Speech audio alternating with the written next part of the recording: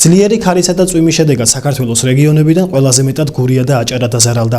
ენერგეტიკისა და ინფრასტრუქტურის მინისტრების ჩამოსვლა აღნიშნულ რეგიონებში სწორედ ამ მოვლენებს უკავშირდებოდა.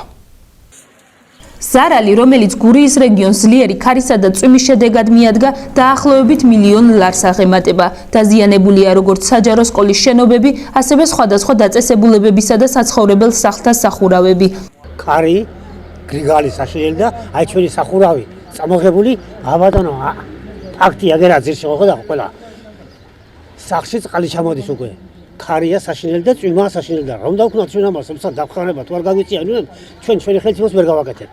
ვასვაპირებ თუ დაგვეხმაროს ვიღა გამგეობამ დაგვიხურა მაშინ იმ დროში და ახლა თუ გაგვიკეთებენ და დაგვეხმარონ და სხვა რა გზა მაქვს. მაწვიმ სახში შეგიძლიათ მობძანდეთ ნახოთ. ზალაგებული მაქვს საწოლებენ და ყველაფერი სახში.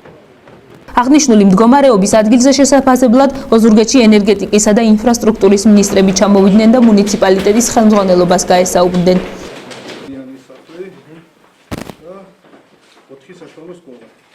ოზურგეთის რაიონშიც პრობლემები არის, 125 სახლი არის დაზიანებული, სახურავები აქვს დაზიანებული ამ სახლებს. მიმდინარეობს შესწავლა და ხვალიდან უკვე დაიწყება აღდგენითი სამუშაოები.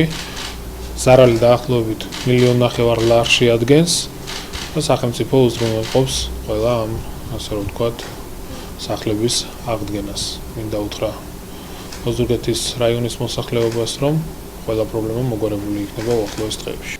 ჩვენ შემოვიარეთ ყველა მუნიციპალიტეტი, მათ შორის აქ მოვედით იმისათვის, რომ ადგილზე ვნახოთ არსებული მდგომარეობა, საჭიროების და მიხედვით სხვადასხვა ჯგუფები სხვადასხვა მუნიციპალიტეტებში იმყოფებიან, იმისათვის, რომ მოხდეს ზარალის დროული შესწავლა და შეფასება ფინანსურ მაჩვენებლებში. თითქმის ყველგან დამთავრებულია უკვე ფიზიკური ზიანის შესახებ შეფასების გაკეთება, რომელიც გადაყვანილი იქნება ფულად გამოხატულებაში და ასევე მუნიციპალიტეტების მიხედვით ვაგვარებს სამშენებლო მასალების თემას იმისათვის, რომ დროულად მოხდეს შესაბამისი სამშენებლო სამუშაოების განხორციელება. კონკრეტულად ოზურგეთის მუნიციპალიტეტისთვის ნაშოვნია როგორც ხის მასალა, ასევე სახურავები. საქართველოს ფინანსთა სამინისტრომ სახელმწიფო საკუთრებაში არსებული ხის მასალა, რომელიც დასაწყობებულია, გადმოგცა უსასყიდლოდ იმისათვის, რომ დავიწყოთ ხის სამუშაოები და შემდგომ შევაშველოთ უკვე უშუალოდ თუნუქი, რომელთაც მოხდება სახურავების შეკეთება. მთლიანობაში ახლა დათვლილი არ არის, კონკრეტულად გასული არის 4 ჯგუფი: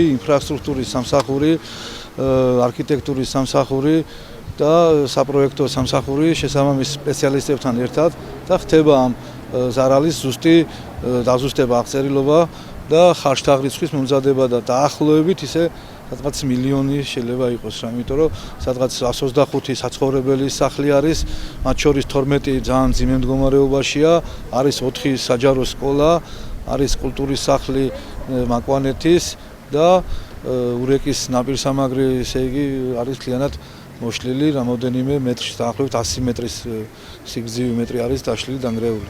ამჟამად მიმდინარეობს ხარჯთაღრიცხვა, სტიქიით დაზარალებული შენობა ნაგებობების რეაბილიტაცია ხვალიდან დაიწყება.